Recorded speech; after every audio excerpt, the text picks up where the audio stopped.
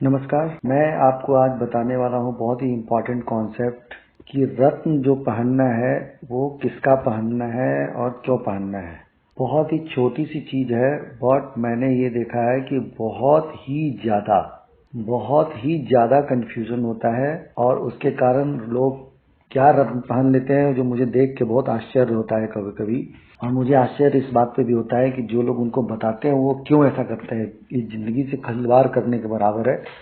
ये उसी तरह से है जो डॉक्टर गलत दवाई लिख दे। तो आपको इन सब से गलत चीजों से बचना है आप सभी को, और सही चीज करना है। बिल्कुल ही सिंपल है, बिल्कुल ध्यान देंगे आपको बिल्कुल समझ में आ जाएगा। तो सबसे पहले आपको ये ध्यान रखना है कि कुंडली में जो 12 भाव होते हैं उसमें 3 घरों में जो बैठे हुए ग्रह हैं उसके रत्न बिल्कुल ही नहीं पहनने हैं।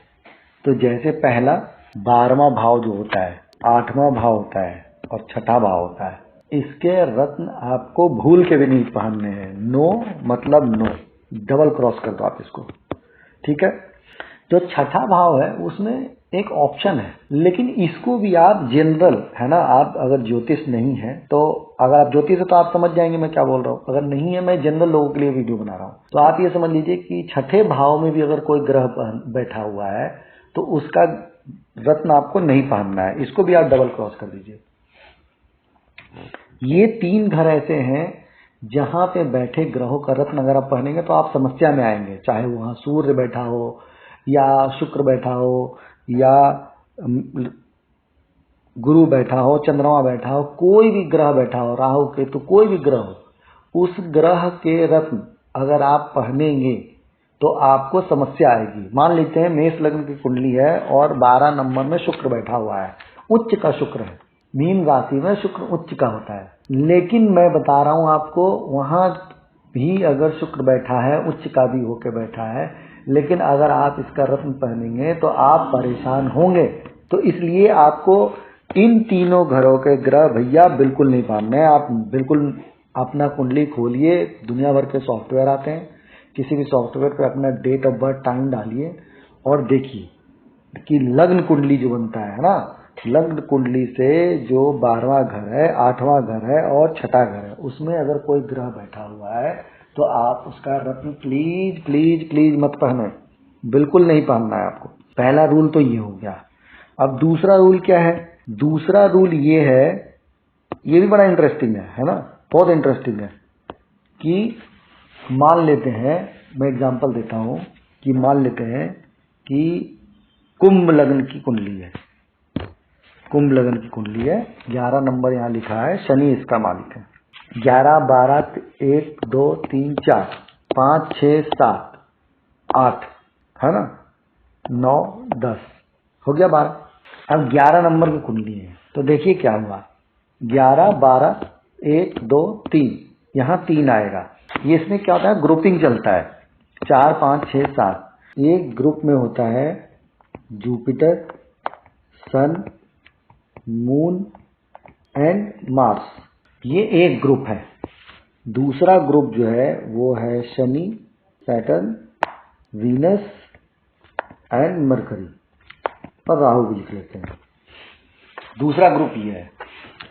बड़ा सिंपल, ही बहुत ही सिंपल है, बस थोड़ा सा ध्यान देने की जरूरत है। देखिए ये त्रिकोण भाव है, 1 2 3, ये तीनों त्रिकोण भाव है, जिसमें ये वाला जो है ये केंद्र और त्रिकोण तीनों है, दोनों है। उसके अलावा केंद्र ये है और ये है, और ये वाला केंद्र त्रिकोण दोनों है।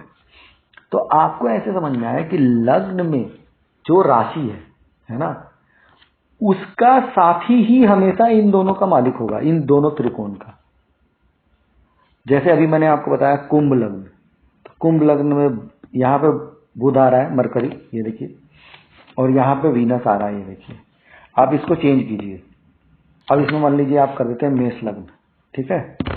तो मेष लग्न जैसे ही करेंगे आप, तो यहाँ देखिए क्या आएगा, 2 3 4 5 6 7 8 9, क्या हुआ, 9वें का गुरु हो गया, 5वें का सूर्य हो गया, और पहले का मून हो गया, सॉरी मार्स हो गया।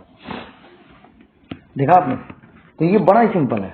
हमेशा हमेशा जो है एक ही ग्रुप के स्वामी जो है इन त्रिकोणों के स्वामी बनेंगे। तो आपको ये दिमाग में रखना है, चाहे आप कोई भी लग उठा लो, आप चलो जनरल मान लो, आपने कोई और बोलो, आप मान लो आपने कर दिया, कोई भी ले लो, आप मान लो शुक्र ले लेते हो, तुला लग्न ले लेते हो, 7 नंबर है यहाँ पे। तो जैसे ही 7 नंबर आप लिखोगे तो 8, 9, 10, 11, देखो यहाँ शनि आ गया, 12, 1, 2, 3 यहाँ मरकरी आ गया, अपने आप हो जाएगा, कुछ नहीं करना, हमेशा एक ग्रुप का आएगा। आप और भी कोई लग्न ले लो जो आपको अच्छा लगे, कोई भी लग्न ट्राई करके देख लो। आप मीन राशि ले लो, मीन लग्न हो गया, 12 नंबर, 12 हो गया, 1, 2, 3, 4, देखो चंद्रमा आ गया, चंद्रमा यहाँ है ग्रुप में, 5, 6, 7, 8, वृश्चिक राशि आ गया, मार्स है। तो कहने का मतलब है जो लग्न होगा, जो लग्न की जो राशि होगी, जो पहला घर जिसको बोलते हैं, उसकी जो राशि होगी, उसी के मित्रों का आपको रत्न पहनना है। अगर वो केंद्र या त्रिकोण में बैठे हों तो ये तुम क्लियर कर लीजिए, अगर केंद्र या त्रिकोण में बैठे हो तो ये तो सिंपल है, मतलब अगर केंद्र त्रिकोण में बैठे हैं, किसी गलत कंजक्शन में ना हो, है ना, उस तरह का देख के, एक्चुअली ये डिटेल चीजें हैं बट नॉर्मल तरीके से मैं बता रहा हूं। अगर कोई आपको बोल रहा है भाई मीन लग्न है और उसमें जो है आप जो है ना, इसमें आप शनि का रत्न पहन लो, शनि केंद्र में बैठा है, नहीं पहनना है भैया, बिल्कुल नहीं पहनना है। शनि यहाँ बैठा हुआ है, नहीं पहनना है, शनि यहाँ बैठा हुआ है, नहीं पहनना है, शनि यहाँ बैठा हुआ है, नहीं पहनना है, क्योंकि ये लग्न का दुश्मन है। लग्न जो है आपका गुरु का है, गुरु देखो कहाँ है, इस वाले ग्रुप में, सैटर्न इस ग्रुप में, क्यों पहनोगे आप?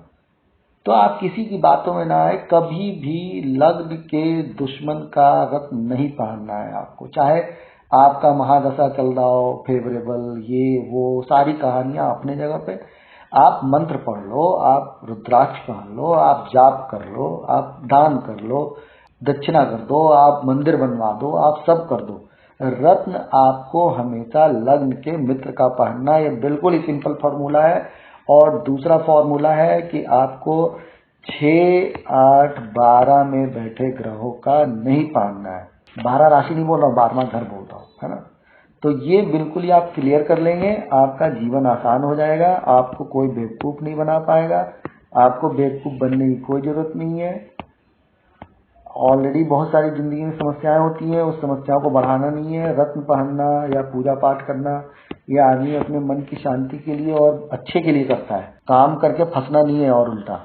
ठीक है, अब ये हो गया। अब दूसरा देखते हैं, एक चीज और देखते हैं इसमें। मान लेते हैं कोई ऐसा लग्न है, मान लो कि 8 नंबर यहाँ वृश्चिक लग्न है ना, और मार्स बैठा है लग्न में, और 1, 2, 3, 4 शनि भी केंद्र में बैठा है। देखिए दोनों की प्लेसमेंट कितनी अच्छी है। मार्स अपने घर में खुद बैठा है, लग्न में बैठा है, बहुत अच्छी बात है। और शनि जो है कि वो भी अपने केंद्र में बैठा हुआ है। तो 8, 9, 10, 11, देखिए ये भी स्वराशि का है। 8, 9, 10, 11 दोनों स्वराशि के हैं, कितने बढ़िया बात है। लेकिन भैया इसमें ना तो लग्न शनि का पहनना नहीं है, नीलम या कोई भी इस तरह का, क्योंकि ये लग्न का दुश्मन है, तो इसका तो पहनना ही नहीं है। केंद्र में बैठा हो, स्वराशि में बैठा हो, कोई बात नहीं। दूसरा इसमें मंगल का भी नहीं पहनना है। क्यों नहीं पढ़ना वो देखिएगा। इसमें क्या हो रहा है कि मार्स अपनी चौथी दृष्टि से शनि को देख रहा है, 1, 2, 3, 4, और शनि अपनी 10वीं दृष्टि से मार्स को देख रहा है, 1, 2, 3, 4, 5, 6, 7, 8, 9, 10। ये देखो दोनों एक दूसरे को देख रहे हैं। ये बहुत ही, ऐसा नहीं है अच्छा कॉम्बिनेशन भी होता है, पर नॉर्मल जिंदगी के लिए कॉम्बिनेशन अच्छा नहीं होता है। ये कॉम्बिनेशन अच्छा होता है जो लोग हमेशा इमरजेंसी सिचुएशन में होते हैं, पुलिस के लिए, इमरजेंसी डॉक्टर्स के लिए, या पायलट है, या फाइटर्स हैं, कुछ इस तरह के लोगों के लिए अच्छा होता है। पुलिस में है, रेड मारते हैं कहीं दिन भर जाके, सीबीआई में है, आईबी में है, ईडी में है, इस तरह का। बट नॉर्मल लोगों के लिए एक अच्छा कॉम्बिनेशन नहीं होता है। उसमें भी जो लोग उस तरह के प्रोफेशन में भी हैं, अगर आप इसको मजबूत करते हैं तो ये बड़ा ही ध्यान से देखना पड़ेगा कौन सा नक्षत्र में बैठा है, डिग्री क्या है, शनि को कितने डिग्री पे बैठा है। क्योंकि ये अगर आप मार्स को, ये दोनों ही म्यूचुअल एस्पेक्ट के कॉम्बिनेशन में अगर आप मार्स का लग्नेश होने के बावजूद अगर रत्न देंगे, मूंगा पहनाते हैं आप, तो इसमें क्या होता है कि प्रॉब्लम आने के चांसेस बहुत ज्यादा होते हैं। ये और बली होता है और प्रॉब्लम क्रिएट करता है। तो इसलिए आपको इस तरह के सिचुएशन में भी, गलत कॉम्बिनेशन में बैठा हो तो भी आपको ये अवॉइड करना है, मतलब नहीं पहनने हैं।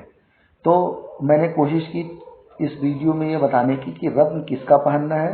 तो समराइज कर रहा हूँ कि 6, 8, 12 भावों में बैठे ग्रहों का नहीं पहनना है। केंद्र 4 केंद्र और 3 त्रिकोण में बैठे ग्रहों का पहन सकते हैं, लेकिन वो लग्नेश के मित्र होने चाहिए।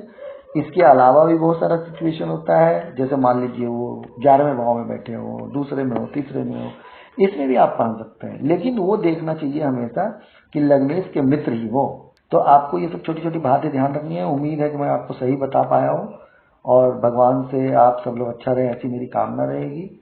धन्यवाद।